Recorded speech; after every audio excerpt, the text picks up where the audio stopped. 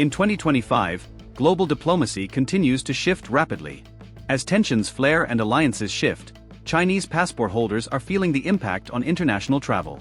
Due to rising political disputes, human rights concerns, cybersecurity issues, and pandemic fallout, several countries have tightened or completely revoked access to Chinese citizens.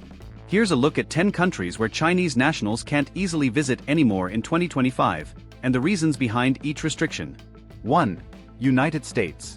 Once a major destination for Chinese tourists, students, and business travelers, the US has imposed increasingly strict visa policies on Chinese citizens.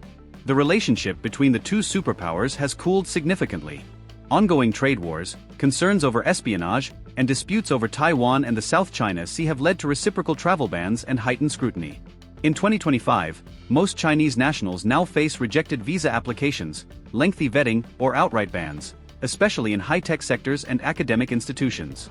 2. India.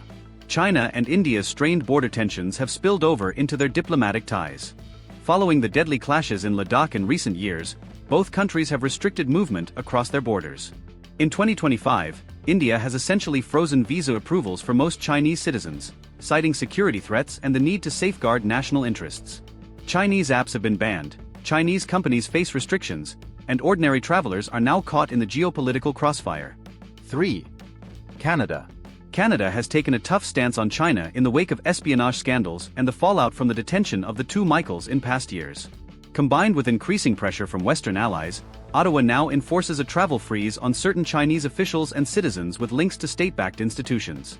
Chinese students and tech workers are finding it more difficult to gain approval, and some tourist visas are now routinely denied, making Canada a restricted destination for many. 4. Lithuania. This small Baltic nation stood up to China by allowing Taiwan to open a de facto embassy under its own name in Vilnius, a move that infuriated Beijing. In retaliation, China severed diplomatic ties and imposed trade restrictions. Lithuania, backed by EU partners, responded with visa curbs on Chinese officials and individuals. As of 2025, travel between China and Lithuania is virtually non-existent, with little chance of thawing relations soon. 5. Australia. Australia's pivot toward US and UK alliances, especially through the AUKUS Pact, has created major friction with China. Accusations of Chinese interference in domestic politics, cyberattacks, and espionage have led to a significant crackdown. In 2025, Chinese tourists and students, once a booming segment of Australia's economy, face increasing visa delays, rejections, and background checks. Although not a formal ban, Australia has become effectively closed off for many Chinese citizens. 6. Czech Republic. Following high-profile visits to Taiwan by Czech politicians and outspoken criticism of China's human rights record, the Czech Republic has become a target of Chinese ire. In response to diplomatic pushback, the country has introduced stricter visa controls for Chinese citizens, particularly government officials and academics linked to state institutions.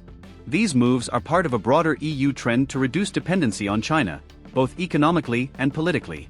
7. Japan. Despite deep economic ties, China and Japan remain locked in territorial disputes over the Senkaku Islands and face rising nationalist sentiments on both sides.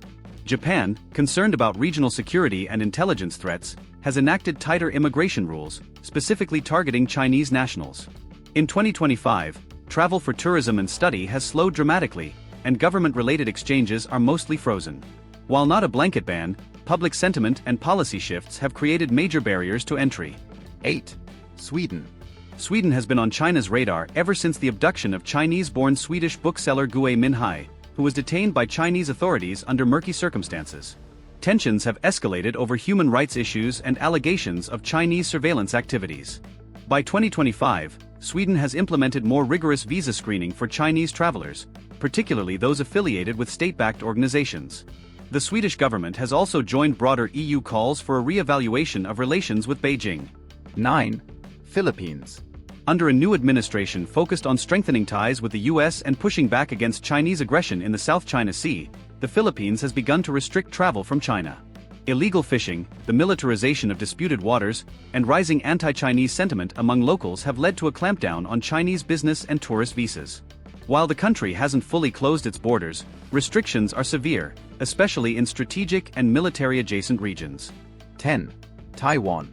This may seem obvious, but it's worth noting, in 2025, Chinese citizens are more restricted than ever from traveling to Taiwan. Beijing considers Taiwan a breakaway province, while Taiwan continues to assert its de facto independence. With rising cross-strait tensions and increasing U.S. military presence in the region, Taiwan has cut down on accepting travelers from mainland China, particularly those suspected of ties to government entities. Travel exchanges, once used to promote cross-strait understanding, have nearly ceased. Why this matters? The list reflects a deeper reality. Travel is no longer just about tourism. In an age of geopolitics, national security, and soft power plays, passports are more than identification, they're a statement of affiliation. For Chinese citizens, this new era means shrinking travel freedom, especially in countries aligned with Western or democratic values. On the flip side, many of these nations also face retaliatory restrictions from China, creating a global chessboard where mobility is weaponized. The consequences are felt across education, tourism, research, and business, leaving everyday people to bear the brunt of political decisions. In a world growing more divided, 2025 reminds us that the ability to travel freely, something once taken for granted, is now increasingly a reflection of global politics.